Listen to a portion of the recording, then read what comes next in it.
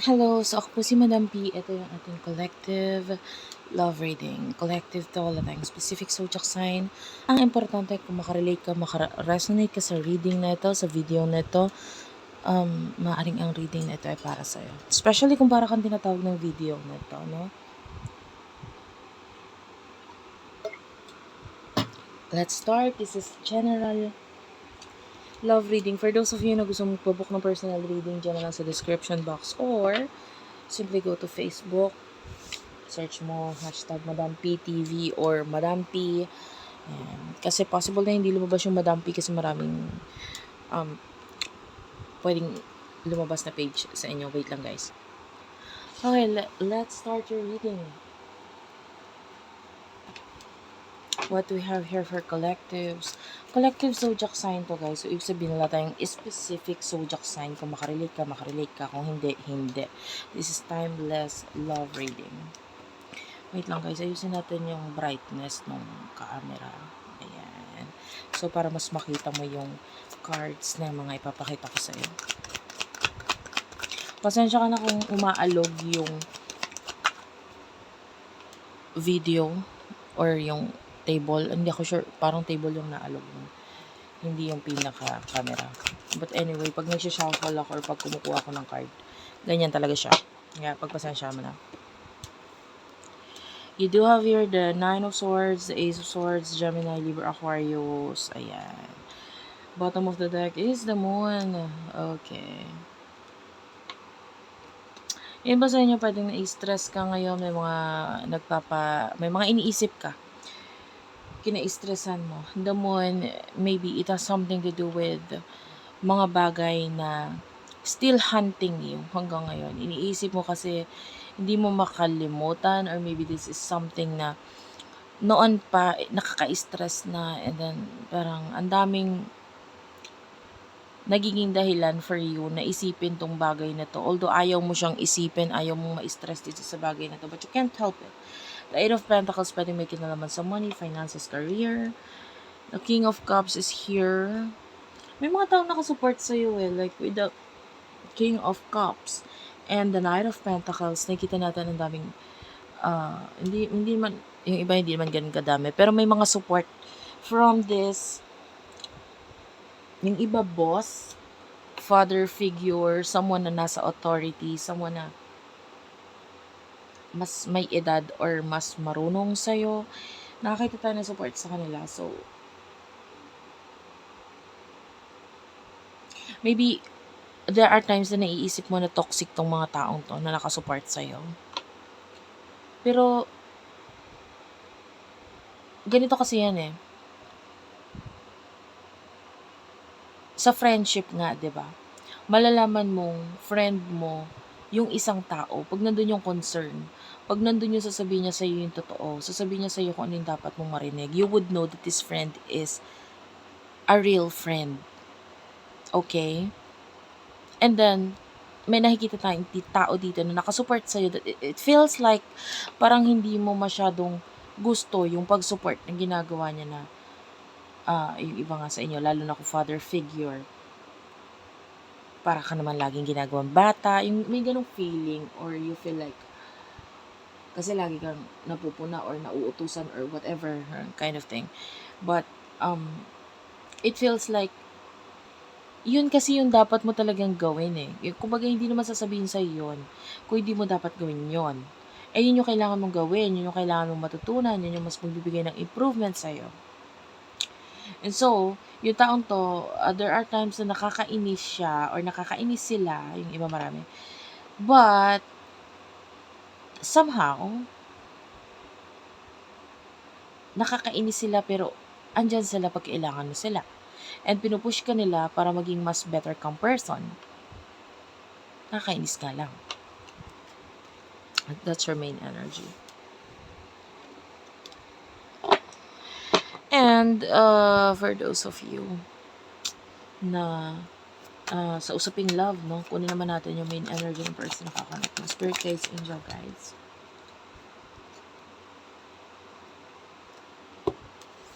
Knight of Cups. Temperance, Sagittarius energy, Cancer, Scorpio, Pisces. Okay, bottom of the deck is the Four of Swords.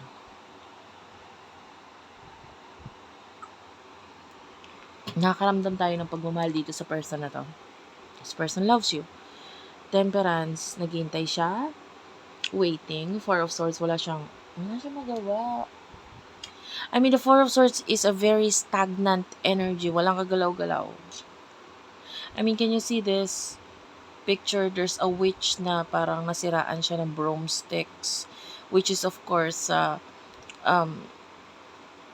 witch, very important ang broomsticks para makapunta ka. This will take you places. 'Di ba? Parang magagawa mo yung mga na kailangan mo gawin, makapunta ka sa mga gustong puntahan, etc. But sa inyo, and also wands sa tarot reading is about actions. It's an action card. So, and yung wands is nagre-represent siya dito sa tarot deck na to as the broomsticks or yung kahoy. And nakikita natin dito, wala siyang magawa. Nasaktan siya. Hindi siya makapag-take action sa'yo.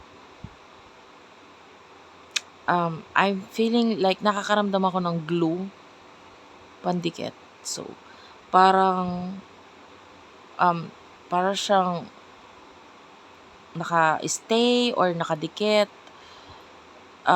Kung ano lang yung mga dapat niyang gawing actions, maybe it's something na may kinalaman sa schedule niya, etc. So, there are times na pwedeng gusto niyo mag-take action, maipag-connect, communicate sa'yo, pero of course, dahil nga sa schedule or doon sa mga kailangan niyang gawin, hindi niya magawa itong makipag-connect or communicate sa'yo, or nalilimitahan siya sa bagay na yon. Yung iba na may connections, no? Yung iba kasi walang connection, eh. So, iba-iba yung energy na po natin. Emotions, tell me about the emotions.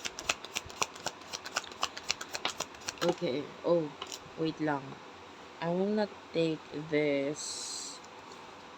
Hindi ko kukunin tong mga cards na iba. Kukunin ko lang tong nag-open, which is the Five of Pentacles and the Knight of Pentacles, Taurus, Virgo, Capricorn. Tell me about the person, emotion ng person mo for you. You over the Magician and the Emperor. Okay.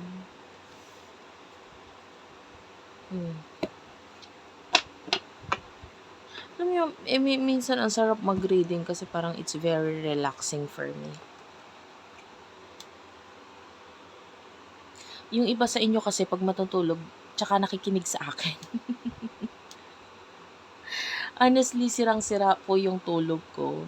Well, natutulog pa ba ako? Minsan nga na patanong ako sa sarili kong yan. Kasi parang walang tulog talaga sa idlip. Yan, may ganun. Idlip talaga. And I don't know if this is you na yan, pag matutulog ka or pag nagpapahinga ka tsaka ka makikinig ng video sa akin or makikinig sa akin. This could be a reading. So, nakakaramdam ako ng antok or ng relaxation. Hindi naman antok, relaxing energy sa'yo ngayon. And yung iba, habang nakikinig ka, nakikinig literal na hindi mo na tinitignan yung cards or what. This could be a reading. Or kung hindi man ngayon particularly sa mga ibang videos ko, ganun ka, pag makikinig ka, nakapikit. The Emperor, okay.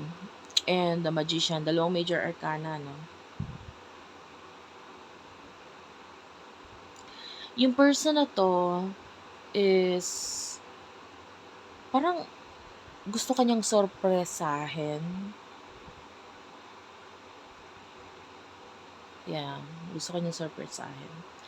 And may protective energy sa'yo, eh. Pwedeng pinoprotektahan mo ngayon yung sarili mo.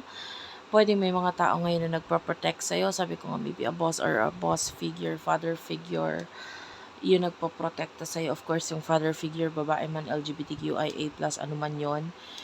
There's a father figure or feels like a father to you.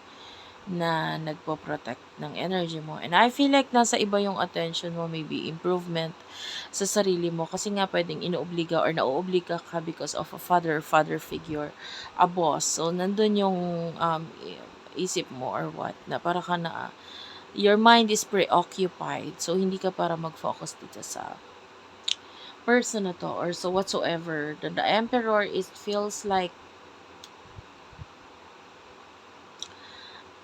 etong person na ka-connect mo is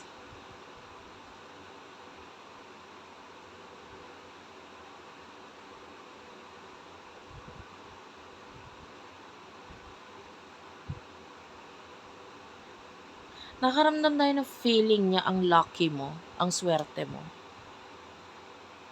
You know, maybe feeling niya lang, mm, yung iba wala naman kasi kayong connection or communication. So, feeling niya ang swerte mo. Well, ang swerte mo might be sa career or might be sa pamilya mo or father mo, tatay mo, literal, or boss mo. Basta nakakita siya ng something sa'yo na parang feeling niya ang swerte mo dun sa part na yun. And of course, especially if this is a father figure na tinutukoy natin, syempre alam mo naman yan kung if that's your father or tatay mo na parang maybe aswerte mo because of your father or yung iba, nanay mo. Yan. Parang aswerte mo sa part na yun and itong person na to, nakaka-feel siya ng gusto niya din sana ng ganyan. Like, pwedeng isa pa yun sa nakapagpaudlot ng connection or kung paano siya mag-take ng actions sa'yo, it is because hindi pa niya kayang i-offer or ipakita or wala pa siyang maipagyabang, parang gano'n. And, uh, especially nga kung you are the one na supported by family or this father figure or this boss. So, ibig sabihin, wala kang masyadong stress sa buhay kasi nga may mga taong sumusuporta sa'yo. Itong person na to parang gusto niya makipagtulungan. May plano siya. Nakakuha tayo ng plano dito sa person na to. Lalo na with the emperor, like an emperor building an empire. And of course, hindi siya magbibuild ng empire kung wala siyang plano.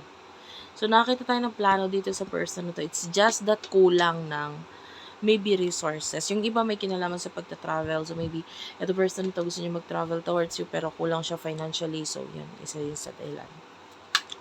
In the future, spirit guides, angel guides, please tell me. 6 of Wands. Queen of Cups. Okay, wait lang.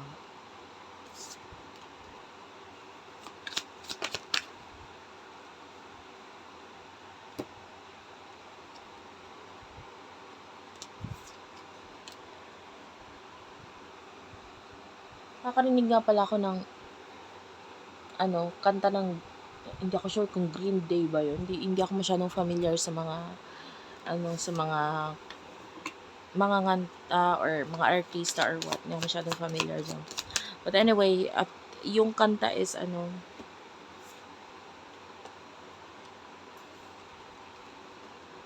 ko yung lyrics niya ba. Parang, because tonight will be the night that I will fall for you over again. Parang ganun. Don't ever change my mind.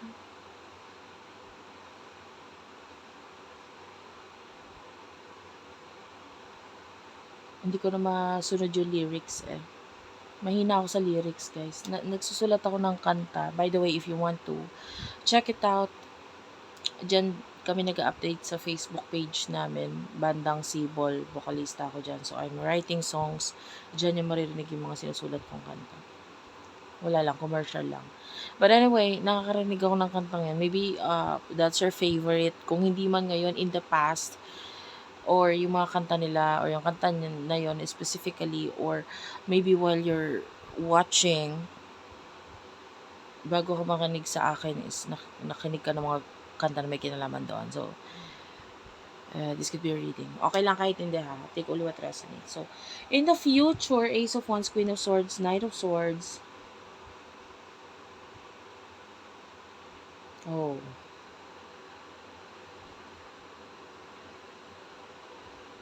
I'm feeling like itatry niyang i-rebuild yung connection ninyo, but alam mo yun, parang babalik siya na either wala na siyang babalikan or hindi na katulad ng dati yung mindset mo or ikaw mismo. And with the Queen of Swords, dahil may naging dahilan ka or kasalanan niya kung bakit ka naging ganun. Kung bakit ka naging cold, kung bakit hindi ka na masyadong nagbibigay ng attention or hindi ka na katulad ng dati emotionally sa kanya kasi maybe you have learned to give your time, your efforts, or love kung hindi man sa sarili mo, sa ibang tao other than this person. And this could be a person in the past, an ex or what. And itatry niyang i-rebuild yon. The more you focus dito sa ibang bagay, sa sarili mo, sa ibang tao, na mas mahalaga or mas dapat bigyan ng attention, the more na siya ay nakikrave sa'yo. This person wants answers. And I feel like gagawa siya ng paraan para makita or yung mga sagot doon sa mga katanungan niya yun. Yan na yun. You don't care. Nakikita natin energy mo. I don't know kung napahiya ka na niya or pinahiya ka niya dati. Or, I don't know. It feels like nagpaka-vulnerable ka sa kanya eh. Pinakita mo lahat, sinabi mo lahat, ginawa mo lahat. But then, pwedeng hindi na ibalik sa'yo yung mga bagay na ginawa mo. And then, nakita mo yon sa iba or yung ibang bagay or ibang tao ang nabigay ng attention sa'yo, or this could be you, na binigay mo yun sa sarili mo. Yung attention na yun, na hindi binigay to person na to, and now, you're shining. Diba? And, honestly, if this is a past person, a very narcissist, or hindi okay na connection, or hindi okay na person, then it feels like mas okay pa na nawala na lang siya sa buhay mo, lalo na kung narcissist siya. But of course, yung iba naman sa inyo, hindi ganun yung case. Basta nakita natin napahiya ka or meron siyang mga hindi ginawa or ginawa na naging dahilan para masayang yung mga bagay na ginawa mo, sinabi mo, or if ever yung iba nag-take ng risk pa nga, no? Thank you for watching, guys. I love you all, and bye-bye.